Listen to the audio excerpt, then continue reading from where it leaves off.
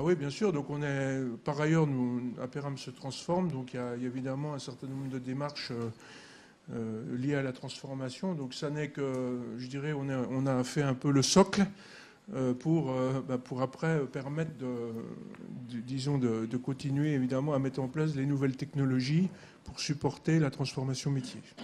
Et les drivers de cette mutation, si on devait les résumer? Je dirais premièrement, c'est clair qu'on doit être un enabler. Hein. Moi, je suis, enfin, par rapport à tout ce qu'on a dit avant, hein, la DSI doit être un enabler de la transformation métier. Par contre, on est là pour fournir, je pense, des outils. Hein.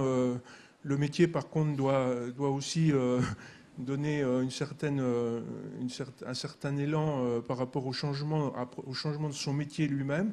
Mais par contre, l'IT a un rôle très fort à jouer dans la fourniture de technologies et notamment la problématique de l'intégration.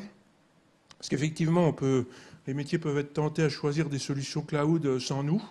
Mais très vite, ils vont venir vers nous en disant bah oui, mais je voudrais connecter mon truc, je voudrais aller chercher ma base client, je voudrais envoyer mes commandes à mon back-office, et très vite. Et là, vous leur dites trop tard. Non, Tant pis pour vous. on peut pas dire ça parce qu'on doit forcément répondre. Donc on travaille beaucoup sur la modernisation de nos plateformes d'intégration avec des orientations type iPaaS ou API pour permettre de connecter correctement ces briques cloud.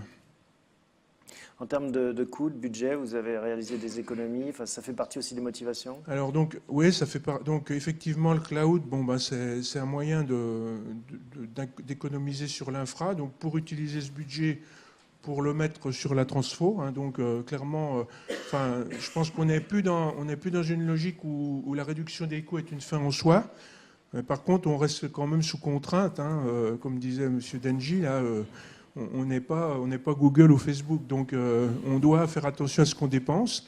Et donc effectivement, on attend des prestataires aussi de nous aider au quotidien dans cette démarche. Hein. Donc, et puis, j'irais se focaliser sur le core business, c'est-à-dire quand on a des moyens limités, plutôt utiliser nos ressources sur les choses à forte valeur ajoutée et déléguer à des experts et utiliser le cloud pour...